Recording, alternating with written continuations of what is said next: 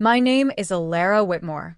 I was 28 when I finally stopped answering my mother's calls, and in doing so, I became, in the eyes of my entire family, a ghost. It didn't happen all at once. Betrayal rarely does.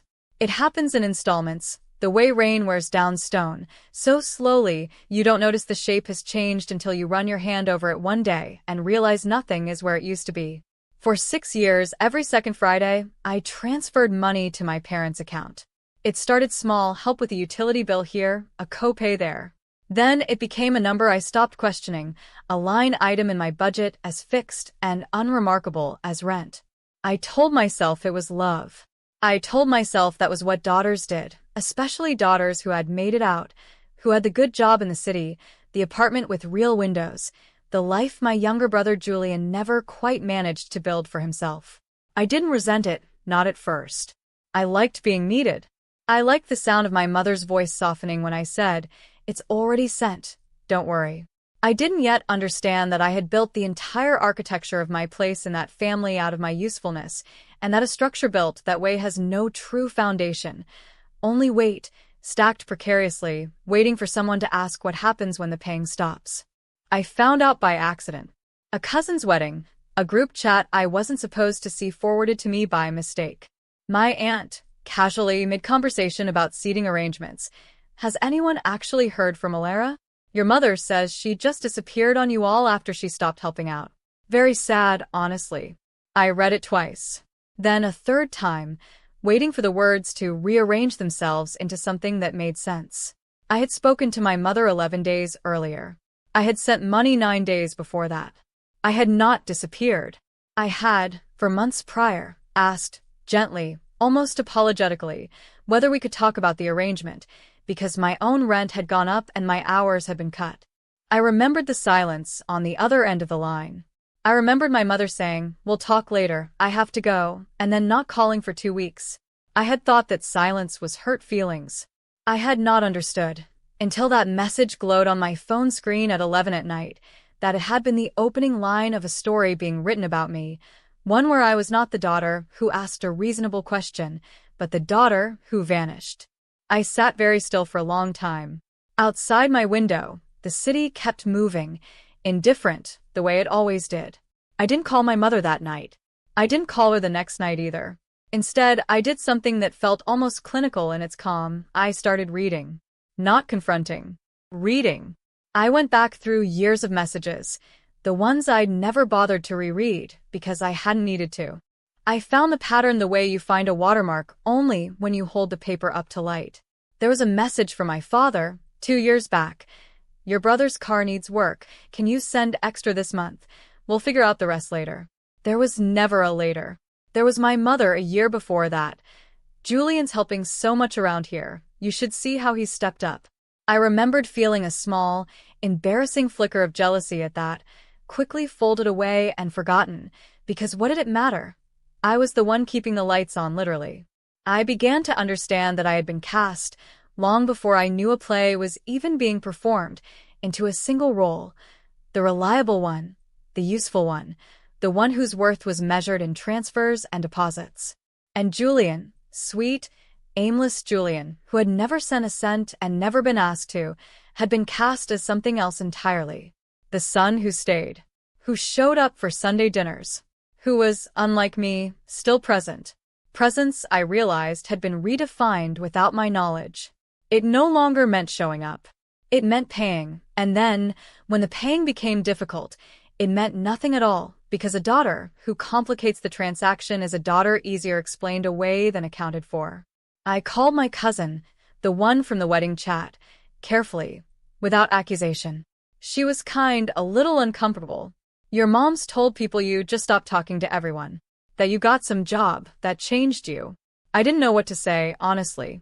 I figured you two had your own thing going on. Your own thing. As if 4 years of quiet contribution could be filed away as some private, unknowable rift, rather than what it actually was, a story rewritten by the people most invested in nobody asking why. I did not cry, though I expected to. What I felt instead was stranger and colder, a kind of clarity, arriving the way winter light does, without warmth, but without distortion either. I began keeping a folder. Bank transfers. Messages. Dates. Not for revenge. Not yet, not consciously, but because I had learned, suddenly and completely, that memory alone was not going to be enough to hold my own history against theirs. I am, by profession, a financial analyst. It is, perhaps, the cruelest irony of this entire story that the skill my parents had quietly relied on for years, my competence with numbers, my instinct for finding the truth inside a spreadsheet, became the exact instrument I used to understand what had been done to me. I laid it all out on a Sunday afternoon, alone in my apartment, the blinds half drawn, a mug of tea going cold beside my laptop. 6 years. 211 transfers. A number that, totaled, made my chest tighten in a way I hadn't expected. Not because I begrudged a cent of it, but because I finally saw its shape. Not a series of small kindnesses. A structure. A quiet, ongoing dependency that had never once been acknowledged as anything other than my duty. I found the 4 months of silence that followed my one gentle request for a pause. I found, in that same window, messages between my mother and my aunt that my cousin, feeling, I think, genuinely guilty by then, screenshotted and sent me without my asking. She's being difficult lately. Maybe she's found new friends who don't understand our ways. You know how the city changes people. I did not want to hurt them. I realized, with something like surprise, that I still loved them, imperfectly at a careful distance, but genuinely. What I wanted was simpler and, in its own way, harder to achieve. I wanted the truth to exist somewhere outside of my own head. For 3 weeks, I almost called my mother every single day. I would get as far as opening the messaging app, my thumb hovering over her name, and then I would remember the sound of her voice saying we'll talk later 4 months before the wedding chat, and I would put the phone face down on the table and walk away from it like it was something that might burn me. Julian texted me once, during that stretch, the first time he'd reached out directly in over a year. Hey. Haven't heard from you in a while. Everything good? I stared at that message longer than it deserved. Julian, who had never once asked why I sent money, who had never once offered to split anything, who had absorbed the role of the son who stayed, without apparently noticing what it had cost me to be, the daughter who left. I didn't think he was cruel. I think, honestly, he simply hadn't been required to look closely enough to notice. I wrote back carefully, I'm okay. Did Mom tell you I disappeared? The reply took 2 hours. She said you two had a falling out. I figured you'd tell me if you wanted to talk about it. I sat with that for a long time. Not anger, exactly, something closer to grief. Grief for the version of my family I had built in my head, the one where my absence would have been noticed as an absence, rather than absorbed as a rumor and left there, unexamined, because examining it would have required someone to ask an uncomfortable question about money and gratitude, and who owes what to whom. I thought about my father, too, who had never once been the architect of these stories but had never corrected them either. Silence, I was learning, could be its own kind of authorship. He hadn't written the lie. He had simply let it stand, the way you let a crack in a wall stand because fixing it is more trouble than living around it. There is a particular loneliness in being erased by people who are technically still speaking your name. I existed in my family's conversations only as an explanation for an emptiness they had decided was mine to own, rather than a decision several of them had quietly made together. I stopped almost calling after that. I started, instead, to write things down, not for anyone else. For me. A letter I never intended to send, addressed to my mother, that began, I did not disappear. I was asked to. I didn't finish it that night. But I kept it. I went to the wedding. I almost didn't. I stood in front of my closet for 40 minutes the morning of, holding a dress I'd bought 2 years earlier for an occasion that never happened, wondering whether walking into that room was an act of courage or something closer to self-harm dressed up as closure. I went because I did not want the story to win by default. If I stayed home, I would simply become, in the retelling, further proof of my own disappearance. See, she really has pulled away from the family. If I went, at least the truth of my presence would sit, undeniable, in the same room as the fiction of my absence. My mother saw me before I saw her. I watched her face perform something complicated, surprise, quickly smoothed into a bright, practiced warmth. Elara, you made it. We've missed you so much. I did not raise my voice. I did not, as I had once fantasized, produce a folder of bank statements in the middle of a champagne toast.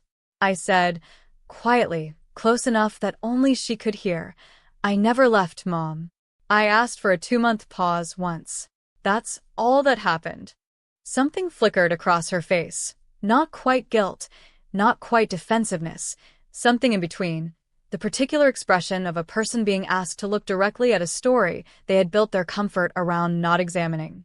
We can talk about that another time, she said, the same words for years apart, and I understood with a strange calm that another time had never actually been a promise.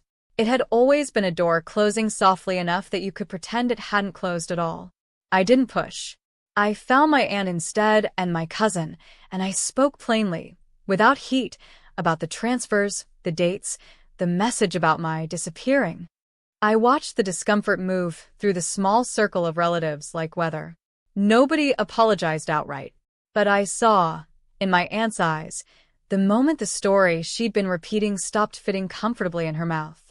Julian found me by the drinks table, later, quieter than I'd seen him in years. I didn't know, he said, about the pause thing, about any of it really. I know, I said. And I meant it, without bitterness, for the first time. I left before the dancing started. Not in anger. In peace, the specific, hard-won peace of a person who has finally said a true thing out loud in the room where the lie was living. She called me 2 weeks later. I almost didn't answer, out of habit more than resolve. But something in me, the same part that had gone to the wedding, picked up. I've been thinking about what you said, she began, and I let the silence stretch, because I had learned, finally, that I did not have to fill every silence with reassurance the way I once had. I didn't mean for it to sound like you disappeared, she said. I think I said it because I didn't know how to explain the distance without it sounding like our fault. There it was, not quite an apology, but something adjacent to one, a door left ajar instead of thrown open. I thought about all the versions of this conversation I had rehearsed in my head over the past months, the ones where I was righteous, and she was undone by the weight of the truth. This was not that conversation. It was smaller, more human, and somehow more honest for being so. It was easier, I said carefully, to say I left than to say you needed help you weren't sure I could keep giving forever. She was quiet for a long moment. I don't know how to talk about money with you without feeling like I failed you as a mother, she finally said. So, I think somewhere along the way, I stopped trying, and it was easier to just let people believe you'd pulled away. I understood.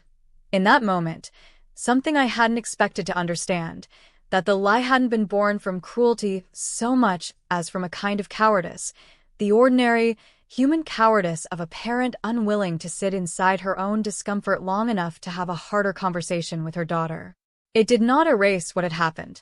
I did not tell her it was fine because it wasn't entirely not yet. But I told her the truth plainly.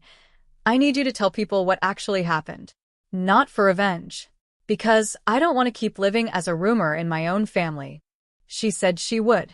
I don't know even now if she fully has. But something had shifted, not into forgiveness exactly, but into the beginning of an honest accounting, which is, I think, the only foundation forgiveness can actually be built on. I still have the folder. The bank statements, the messages, the letter that begins I did not disappear. I was asked to. I never sent it. I thought for a while that I would, that there would be some final, cinematic moment where I laid the whole truth in front of my family like evidence in a trial, and they would have no choice but to see me clearly. But that moment never came, and I've come to understand that I don't need it to. The folder isn't ammunition anymore. It's something closer to a record, proof, mostly for myself, that what I remember happened actually happened.